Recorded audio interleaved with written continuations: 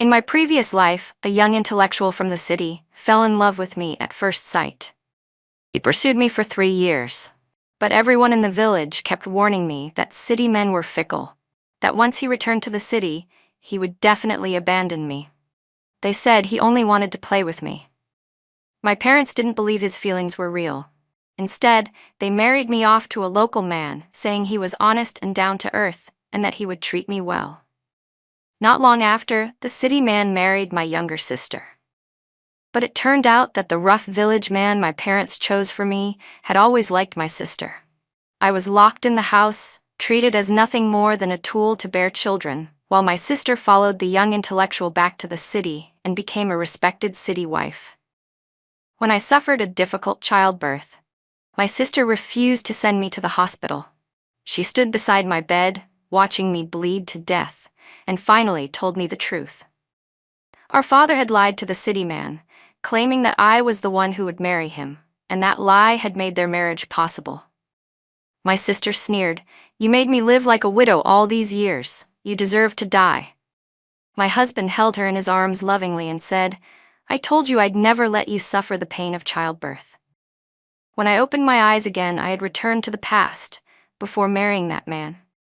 I looked at my parents, who believed they were doing what was best for me, and at my caring younger sister. My heart turned cold as I said firmly, "I'm not marrying him." "What nonsense are you talking about? We've already accepted the betrothal gifts." My father, Robert Miller, turned red with anger, looking at me as though I had deeply disappointed him. "Do you know how many people want to marry into the Carter family? I begged everywhere to arrange this match for you." When I stayed silent, he softened his tone.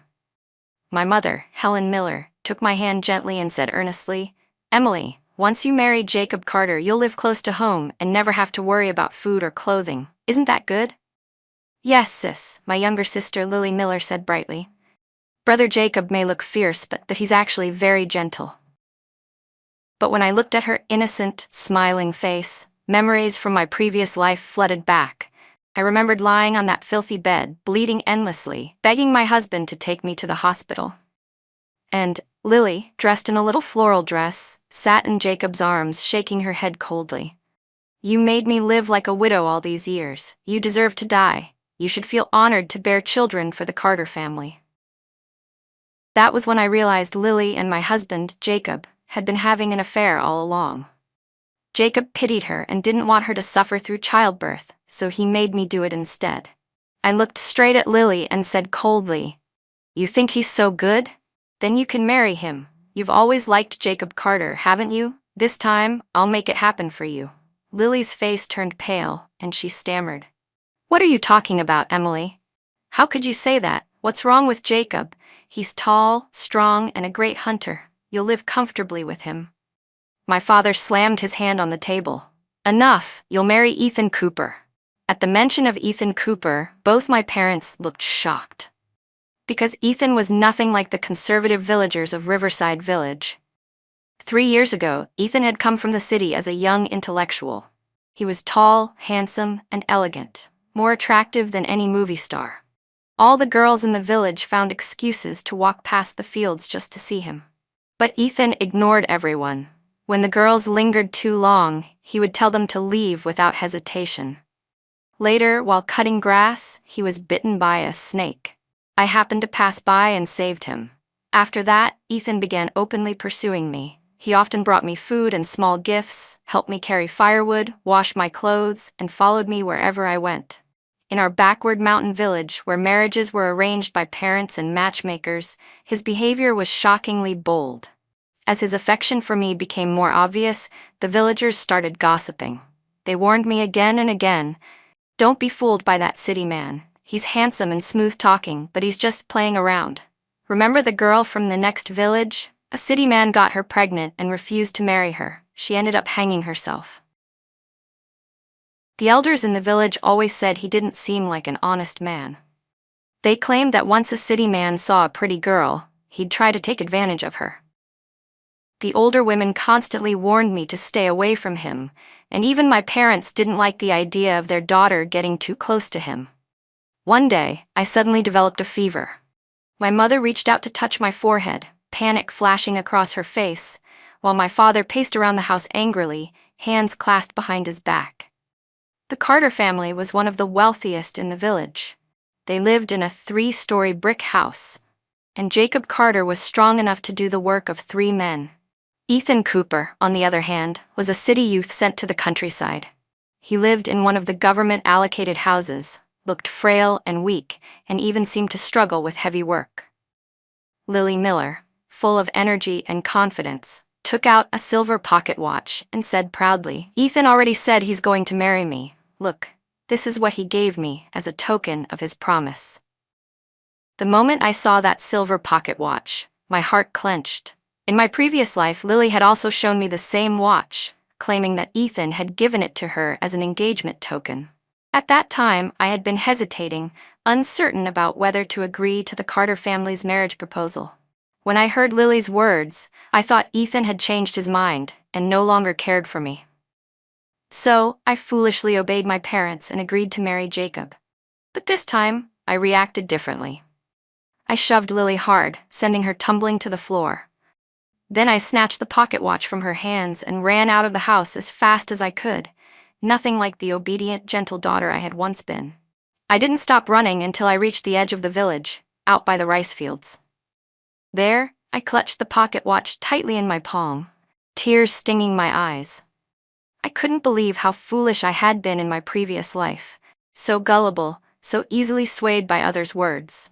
My father had been reluctant to give up his eldest daughter to an ordinary family, so he insisted on marrying me into the Carter household for their wealth and status. At the same time, he wanted someone in the family to marry into the city.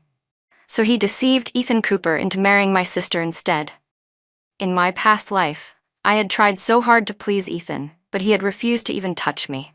Every so often, he would send money to Lily, using my name. It disgusted me to the core. I never understood why she resented me so deeply. She was the one who lied to marry Ethan and live a glamorous city life, while I was locked in the Carter household like an animal, used for their desires, forced to bear children. I'm sorry. The memory overwhelmed me, and I thought of the miserable life I had lived at the Carters, of the prejudice I once had against Ethan, and of my sister's cruelty. The pain broke me. I crouched down by the field and sobbed uncontrollably. Then, through my tears, I heard a familiar voice tinged with a faint northern accent. "Emily?" I looked up to see Ethan Cooper, dressed in a clean white shirt, bending slightly toward me. He had only spoken 2 words when he noticed my tears streaming even harder. Panicked, he fumbled through his pockets, pulled out a handkerchief, and hesitated before finally placing it in my hand. "Here," he said softly. After I wiped my eyes, he turned his head aside, his voice low and unsure. "Emily, are you crying because you don't want to marry me? If you don't, I'll go talk to your father right now. Don't be sad, okay?" His voice caught slightly, trembling. "I don't ever want to make you cry." Hearing that, I grew angry and threw the handkerchief back at him. "No, it's not that. I don't want to marry Jacob Carter. My father is the one who's forcing me to marry him." Ethan's eyes widened in shock. "What? That can't be right. Did your father make a mistake?" Still sniffling, I took the crumpled silver pocket watch from my hand and showed it to him. "Didn't you give this to Lily? She said it was your engagement gift." Ethan, who had gone through much since coming to the countryside, was no longer the naive city boy he once was. He immediately understood what had happened. Taking my trembling hand in his, he said solemnly, "I only want to marry you. That watch, I asked your father to give it to you for me, since I hadn't seen you for so long." My eyes burned again with tears. "I wasn't allowed to go out lately," I whispered. "My parents said I shouldn't wander around or see you. They said people in the village would gossip, so I avoided you. And that's how Lily had the chance to trick you." Ethan squeezed my hand tightly, his gaze steady and warm. "Let's go register our marriage," I said, clenching my fists with determination. In our village, people only held banquets to celebrate weddings. They didn't even know about marriage certificates. In my past life, I had never registered my marriage with Jacob Carter. Lily had taken my place and claimed that right for herself. Ethan had been pursuing me for years, but because the village was so conservative and I often avoided him, he thought I didn't like him. "Emily, are you serious?" His voice trembled slightly. Yes, I said firmly. Then wait for me by the village entrance tomorrow morning, he said. I'll go home and steal our household registration book. Before I could respond, Ethan suddenly pulled me into a tight embrace. My heart skipped a beat, and I immediately looked around to see if anyone was watching. How could he be so bold? Thank you, Emily, he whispered, his breath warm against my ear. The faint scent of soap from his shirt mixed with the evening breeze and brushed softly over me. By the time I sneaked back home through the back door, the sky was already dark. My mother, Helen Miller, was in the backyard slaughtering a chicken, while my sister Lily was, as usual, clinging to her side. Mom, what are we going to do? Lily's anxious voice whined. If Emily doesn't hurry up and marry him, Jacob Carter will definitely come and demand her hand himself. He's too strong. I don't want to marry him. Helen plucked the chicken feathers calmly and said, Serves her right. Who told her to keep stringing him along? It's not that easy to marry a city man these days. Lily pouted. How was I supposed to know he'd be so hard to deal with? I just wanted someone who liked me too, someone to help with the work. Helen sighed. We don't want our eldest to marry too far away anyway. If Emily stays nearby, she can take care of us when we're old. Your sister's heart is soft. Give her some extra chicken later. Once she's in a good mood, she'll agree. I bit my lip hard to stop myself from making a sound. I had always been the obedient, dutiful daughter who never caused my parents trouble, never asked for anything, and yet they were the ones who schemed to keep me trapped in the village, serving them for the rest of my life. Lily, on the other hand, lazy and spoiled, only needed to pout a little to get whatever she wanted. That night at dinner, Helen gave both chicken legs to me. Once you're married, you'll belong to another family. Be sure to visit us often. I forced myself to eat silently. In my previous life, after marrying Jacob Carter, they had constantly called me home to help whenever they needed something. When my brother got married, they demanded money from me. Each time I gave in, my status in the Carter family dropped even lower. When I went into labor, they were busy collecting the harvest and never even came to check on me. None of them cared whether I lived or died. I finished eating the chicken without saying a word. They thought my silence meant I had given in, and everyone around the table smiled in satisfaction. Later that night, when my parents were asleep, I crept into their room and opened the wardrobe. I took out the household registration book, and beneath it, I found 50 yuan and 3 small packets of candy wrapped in red paper. They must have been the Carter family's betrothal gifts. I quietly took them all, wrapped everything in a piece of cloth, and left the house before dawn. As the first light of morning broke, I headed straight to the Carter house and knocked on the door. Who's there? Came a deep voice. Moments later, Jacob Carter appeared in a black tank top. His tanned muscles stretched tightly against the fabric, his brow ridge was thick and his eyes sunken, giving him a fierce, intimidating look. The sight of him made me instinctively tense up. It's me, I said quietly. He frowned. What are you doing here? You're not even married yet, and you're already running to my house? His words were sharp, but he stepped aside and let me in. He went to the kitchen, brought out a cob of boiled corn and started eating. It must have been his breakfast. From now on, he said between bites, don't talk to other men so casually. You can't be acting like you did with that city guy before. That's not proper. He spoke like he already owned me, as if he were already my husband. That was exactly how he had been in my previous life. First, he forbade me from talking to men. Later, he forbade me from leaving the house altogether, even to work in the fields. I can provide for you, he used to say. Just stay home and behave. I placed the 50 yuan and the packets of candy on his table before he could react. Before you deliver the coal today, I want to make this clear. Let's call off the engagement. Jacob froze. The corn snapped in his grip. His jaw tightened, his eyes dark with fury. What the hell did you just say? He growled. My heart clenched. It was just like before. Whenever things didn't go his way, Jacob Carter would curse and shout, his words sharp enough to make me tremble. My heart pounded with fear, but I forced myself to close my eyes and speak the truth. My younger sister likes you, I said. She told me you're hardworking, kind, and the perfect husband. As her older sister, I can't take that away from her. I repeated everything Lily had said to me before, word for word. Jacob stared at me, his eyes wide and unblinking, a foolish grin spreading across his face as joy replaced his anger. In my previous life, I had never known what Lily said to him that made him give up proposing to her and instead follow my parents' wishes to marry me. But now, since he knew Lily liked him so much, surely he would go to my parents to ask for her hand instead. "You better not regret this," he said through gritted teeth after a long pause. Then, with a flick of his hand, he shoved me toward the door and slammed it shut behind me. As soon as I stepped out of the Carter yard, I saw Ethan Cooper standing beneath a tree, expressionless. I walked over quickly and took his hand with a smile. "I just came to return the engagement gift," I said lightly. "Don't be upset, okay?" Ethan's ears flushed red. "I'm not upset," he muttered softly. But his face was crimson from ear to neck, so much for being a calm city boy. He got on his bicycle, and I climbed on behind him. We rode down the narrow dirt road toward the town's marriage registration office. Just before we reached the door, Ethan suddenly stopped the bike and turned to me. "Emily, if you've changed your mind, we can go back right now," he said, his tone gentle but his grip on my hand firm. I shook my head. If someone truly cares for me, I'll judge that by what he does, not by what others say. People in the village always said Ethan was flirtatious, that he was too bold, not reserved like a proper man should be. But I had never seen him act improperly with any other woman. He had pursued me for 3 years and had never even dared to hold my hand. In my previous life, after I married Jacob, Ethan had never come to bother me again. It wasn't until before my death that I learned the truth. Every month, the money I received in Lily's name had actually come from Ethan. He had wanted to make sure I wouldn't live in hardship. After we got our marriage certificate, Ethan carefully took both copies and tucked them close to his chest.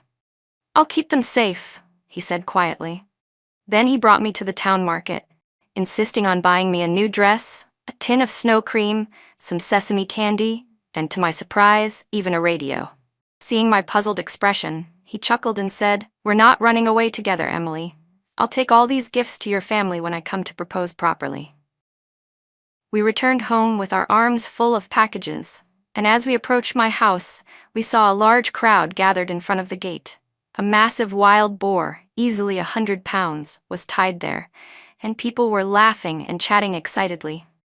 "Looks like we'll finally get to drink at Jacob Carter's wedding feast," someone shouted. "I told you, the Carters are marrying one of the Miller girls. Didn't I say so?" Another villager laughed. They thought Jacob had come to propose to me, but when they turned around and saw me walking hand in hand with Ethan, the laughter stopped. Mouths fell open in shock. "What's this? Why is she with Ethan Cooper? Shameful. Broad daylight and no shame at all." Lily was in the crowd too. Her face turned pale as she rushed over, grabbing my arm. "Emily, come back inside. Brother Jacob is here to propose." The villagers gasped, whispering even louder now. "Unbelievable. She's already running around with another man. Doesn't she know how to behave?" I wanted to ignore them, but Ethan suddenly stopped walking.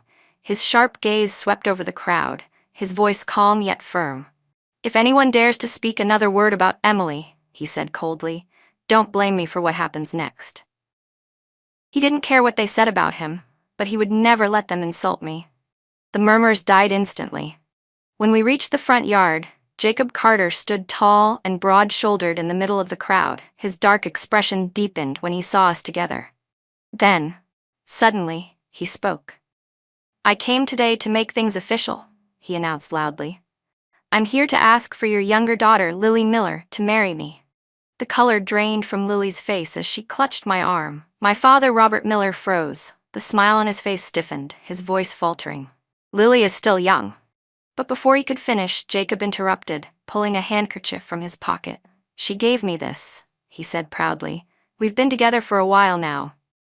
"Please, Mr. Miller, let us be together," Jacob said loudly, looking straight at my father before turning to Lily beside me. "Lily, isn't that right?" Lily was so startled that she only dared to nod. The villagers around us were stunned. "Wait, wasn't it Emily the Carters wanted to marry?" someone whispered. "You mean these two have been seeing each other all along?" My father, Robert Miller, stood frozen, unable to speak. Just then, Ethan Cooper stepped forward, carrying all the gifts he had bought. Mr. Miller, he said steadily, I'm here to propose as well. I want to marry Emily. My father's face turned crimson as the truth unraveled, his deceit now laid bare before the entire village. He had tried to trick both families for his own gain. Unable to meet anyone's eyes, he stood stiffly in shame. But Ethan didn't show any anger. He smiled calmly and said, You clearly promised me that I could be with Emily. Yet you gave my pocket watch to Lily and arranged for Emily to marry another man. How do you explain that? The crowd suddenly understood what was going on. The way they looked at my father changed instantly. He had always been known as a fair, respected man in the village, someone often called upon to mediate disputes. But now, they realized he had been scheming to deceive both families. My mother, Helen Miller, seeing how tense and embarrassing the situation had become, hurried to smooth things over. Oh dear, what a big misunderstanding, she said with an awkward laugh. Let's just settle it like this. Jacob will marry Lily, and Ethan will marry Emily. At that point, my father had no choice but to nod in agreement. When everyone finally left, Lily threw herself into our mother's arms, crying so loudly it echoed through the courtyard. While they were busy comforting her, I quietly slipped the household registration book back where I had found it. That night, as I prepared for bed, Lily stormed into my room, her usual sweet, innocent face replaced by fury. You must be feeling proud, she snapped. You get to marry a city man now, huh? You only took that pocket watch because you wanted to marry Ethan. I looked at her calmly. Didn't you say in your last life you were miserable being married to him? What's so great about that? She shouted hysterically. He only likes you because he hasn't met me yet. If I had married him, he would have loved me instead. So that was it. In my previous life, she had been the one desperate to marry Ethan. But after she did, he never loved her, not even once. They had no real marriage at all. That must have been why she turned around and seduced Jacob Carter, and why she had hated me so deeply. I smiled faintly. Then go ahead and make Jacob love you. Just be sure you can handle the consequences. We eventually held both weddings, one after another. Jacob's hunting skills meant he could afford a big celebration, with 10 full tables of food and several meat dishes at each. Though some villagers gossiped about the situation, none of them could resist showing up for such a grand feast. As for Ethan, he had wanted to host an even better wedding for me, saying, If we do it right, no one will dare speak ill of you again. But I shook my head and insisted on a simple ceremony, the same as everyone else. Then I promise, he said softly, taking my hand, one day I'll make it up to you with the grandest wedding of all. That night, after the banquet, I moved into Ethan's small government-assigned house for the city youth. It had 2 rooms and a living space, modest but clean. There was a large bookshelf, a new vanity table, and many little decorations he had clearly prepared just for me. On the vanity, I saw all the things young women adored. Fragrant creams, pretty trinkets, a new towel, a toothbrush, and a fresh basin for washing. Everything had been thoughtfully arranged. After I washed up, Ethan took a wooden box from the cabinet and began handing me its contents one by one. This is my allowance from working here, he said quietly. I've been saving it ever since the day I met you. And these are the food ration coupons my father sent from the city. They're all yours now. I stared at the stack of cash and coupons in disbelief. There was nearly 500 yuan, enough to feed a family of 5 for 2 whole years. I finally understood how much he had sacrificed for me. And at that moment, I also realized just how wrong the villagers had been about him. Ethan looked at me with those star-like eyes and said softly, I swear, in this life and the next, I'll never leave you. I'll do everything I can to give you the best. My heart ached, warmth blooming inside me. I nodded. I believe you. That night, when we went to bed and turned off the lights, the memories of my past life flooded back. The tearing pain, the humiliation, the fear. My whole body trembled uncontrollably. It's okay, Ethan whispered, his voice gentle and steady. Don't be afraid. You're so beautiful, Emily. He didn't rush or force me. His touch was patient, his movements tender. He kissed me softly, easing away the fear bit by bit. When I woke up the next morning, my body felt clean and light, with no discomfort at all. So this was what it could be like, to feel loved, not used. My cheeks burned as I remembered the night before. Morning, my wife, Ethan said cheerfully from the kitchen. "Come eat breakfast." He had bought large pork buns from the commune and cooked a pot of vegetable porridge himself. The aroma filled the little house. I ate with genuine contentment, my heart warm and full.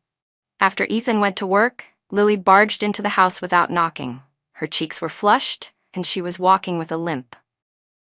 "Ugh, what a shabby little place," she scoffed, glancing around with obvious disdain. Her eyes fell on the pearwood vanity table in the corner, polished, elegant, and beautifully carved. A flash of jealousy crossed her face before she quickly covered it with smugness. "Our house is so much bigger than this. Even my bedroom's larger than your whole place." I smiled faintly.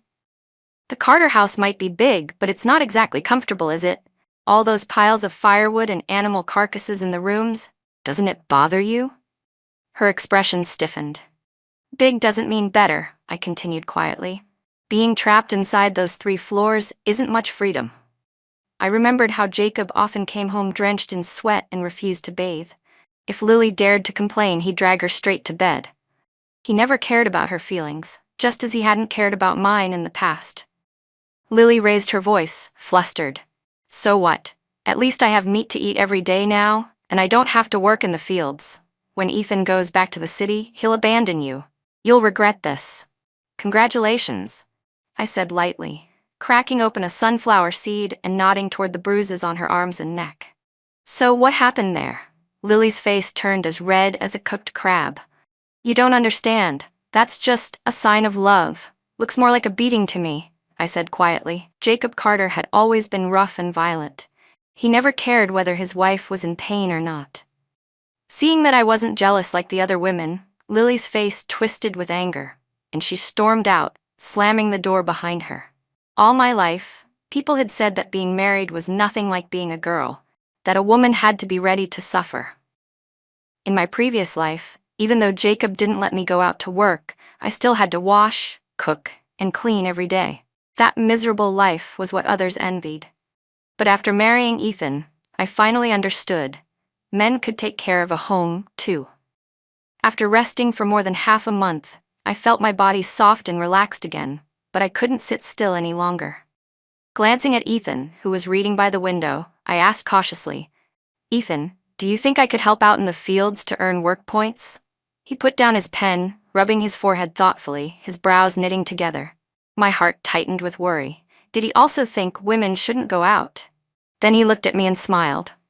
"Emily, would you like to study?" "Study?" I blinked. "There's a school in the village, but most people drop out after elementary to help at home. Hardly anyone takes it seriously." He nodded. "That's true. But now that the policy's changed, everyone's encouraged to go back to school. When I was in the city, I loved studying. If you want to learn, I'll send you to the village school. If you don't know where to start, I'll teach you myself. Or, if you'd rather, we can learn a skill together. Something useful. You're not built for heavy work anyway. When you cut grass, your hands bleed. When you carry vegetables, your shoulders swell. I can't bear to see you hurt." I hesitated. Wouldn't it be embarrassing? I'm too old to sit in class with children. Ethan chuckled softly. "Why would it be embarrassing? Studying makes a person wiser. And you're smart, Emily. You'd do wonderfully." From that day on, something inside me shifted. I started going to school every day with the backpack Ethan had carefully prepared for me. The teacher there, Miss Hahn, was also a city youth sent to the countryside. She was kind and patient, especially since I was one of the few women who truly wanted to study. "Emily," she asked one afternoon, "I haven't seen your sister Lily around lately. Is she expecting?" I shook my head, unsure. After all, Lily loved being the center of attention, always throwing herself into any group conversation, especially after her marriage. But now, she had completely disappeared. I didn't need to ask to know. Jacob Carter must have locked her inside the house. It wasn't until 3 days later that I saw her again. She looked different, quiet, cautious, and nervous. She no longer spoke to any man and started visiting our parents' home frequently. Sometimes, when no one was home, she'd sneak into my place and say she missed me. But I barely had time to entertain her anymore. Between classes and study sessions, my days were full. Every night before bed, Ethan would quiz me gently about what I'd learned that day. It was a happy kind of exhaustion, one I never imagined I'd experience. One afternoon, during math class, the classroom suddenly erupted into excited chatter. "Come on, let's go," one of the kids shouted. "There's a car in the village." "A real one, with 4 wheels like in the movies?" another asked. "Yeah, hurry up or you'll miss it." Even the teacher didn't stop them. She just smiled and let the children run outside. I followed them out, and there, standing under the sunlight, was Ethan, smiling warmly at me. "Emily," he said softly, holding out his hand. "Let's go home. Are you ready to leave with me?" His fingers intertwined with mine, strong and certain. I nodded. "Of course I am." At last, I was leaving Riverside Village, the place that had trapped me my entire previous life. Ethan only carried our documents, my books, and the money and coupons we had saved as we walked toward the car, waiting by the road. "We haven't even packed the bedding or clothes," I said worriedly. "There's no need," he replied. "We'll buy new ones when we get back. There are so many beautiful styles in the city, you'll look amazing in all of them." Word had already spread throughout the village that Ethan was the son of a high-ranking official and that a car had been sent to take us away. By the time we reached the village entrance, nearly everyone had come to see us off. The same people who once looked down on Ethan were now smiling and congratulating us. But then my mother, Helen Miller, came running toward me, her eyes red, her hands clutching my arms tightly. "Emily, you can't go. If you leave, what will happen to me and your father?" Ethan frowned and stepped forward. "Mother-in-law, what do you mean by that? Are you asking us to live apart?" Helen wiped at her tears, sobbing pitifully. "We just can't bear to let her go. If our son-in-law wants to leave, fine, but Emily should stay home with us like before. He can visit when he wants and send some money every month. His father's an official. They don't lack money, right?" I let out a cold laugh and yanked my arm free. Then I looked straight at my father, Robert Miller, who was standing behind her. "So you want me to stay here, wake up before dawn to cook for you, feed your chickens and ducks, work through the summer heat taking care of everyone, and still call that earning my keep? And on top of that, you want money too? How shameless can you be?" Robert's expression darkened. "Ungrateful girl," he roared.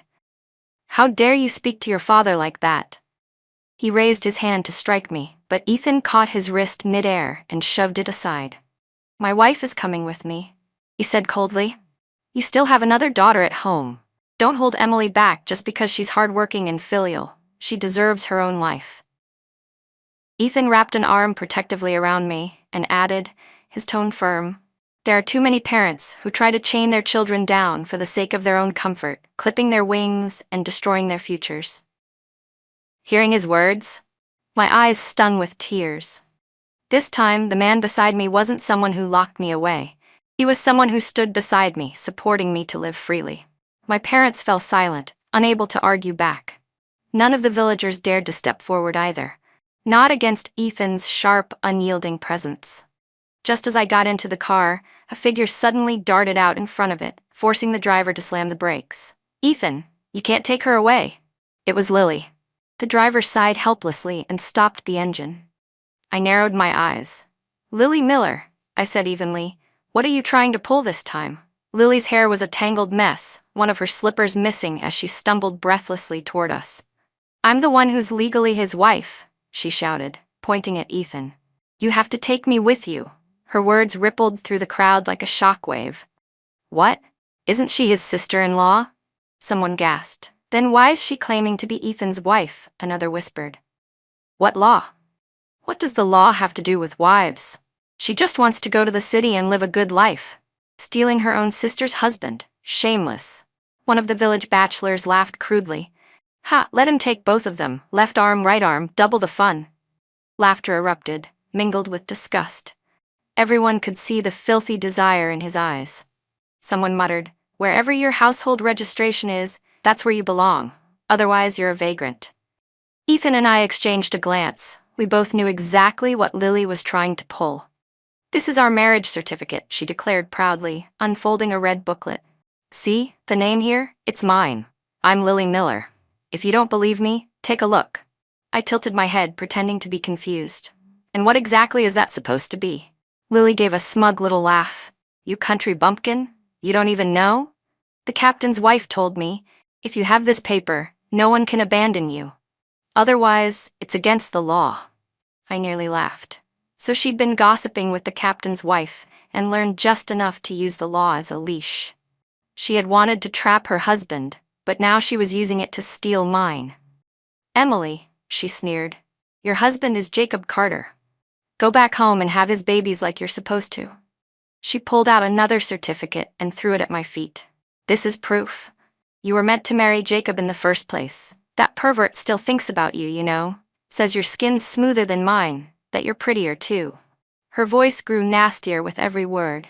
Ethan's hands clenched into fists so tightly that his knuckles turned white. I could feel his anger building, his body trembling with the effort to hold back. I reached out and gently patted his hand. Don't, I whispered. He exhaled slowly, calming himself. Then he pulled a small leather pouch from inside his jacket and took out our own marriage certificate, still crisp and new. Emily and I registered half a year ago, he said evenly. Yours is invalid. Lily's face turned red. That's impossible. I used your household registration book and reissued it at the marriage office. Why wouldn't it count? I raised an eyebrow.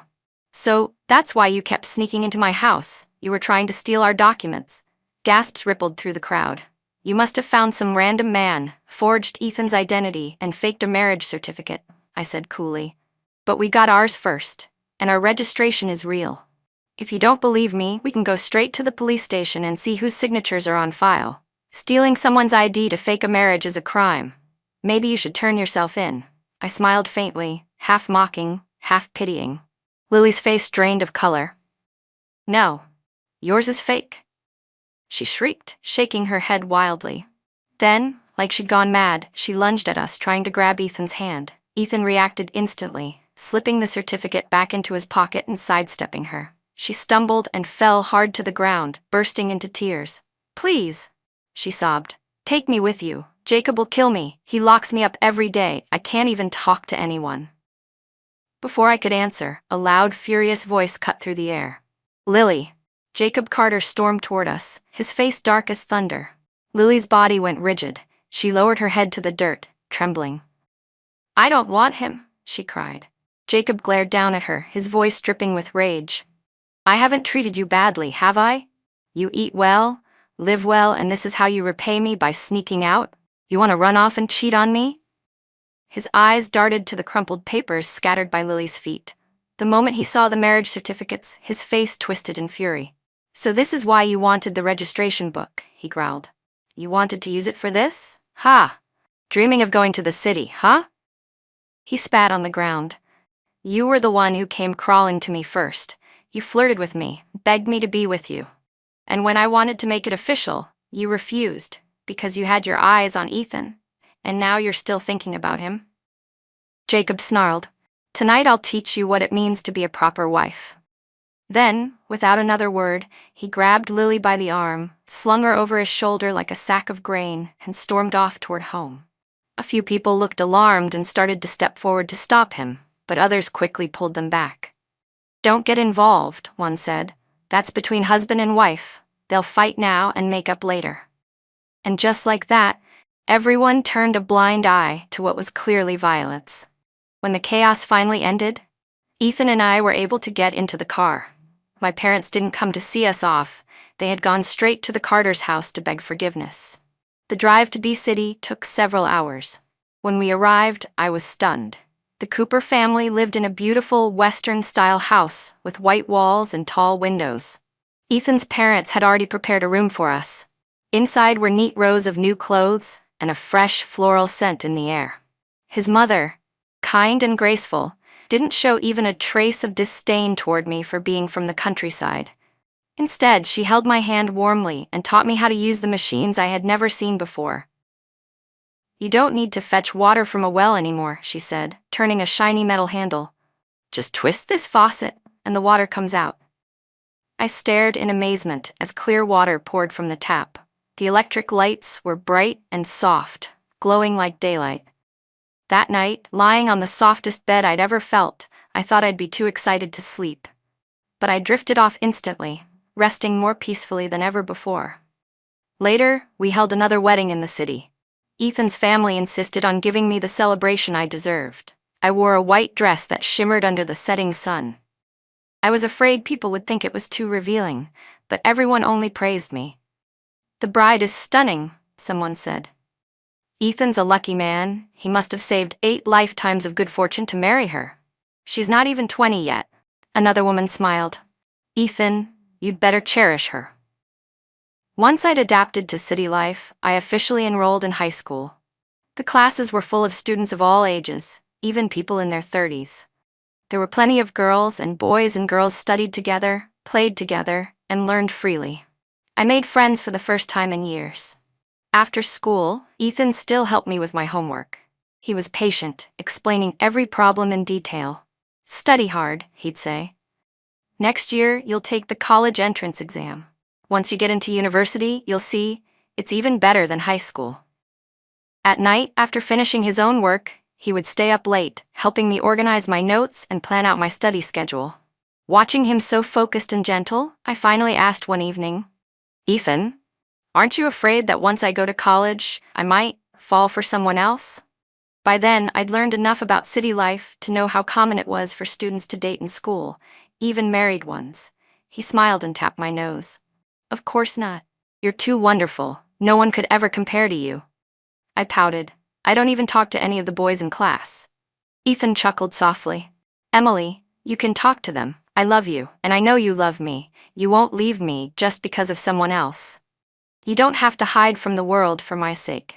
His words made my throat tighten. For the first time, I truly understood. Real love doesn't imprison someone.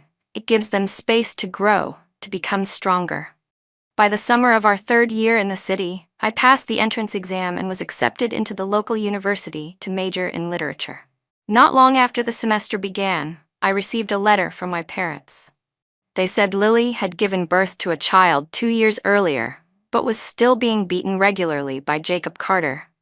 So much that her body was covered in bruises. They claimed they were getting older and had no one to care for them, and now they wanted to move to the city to live with me.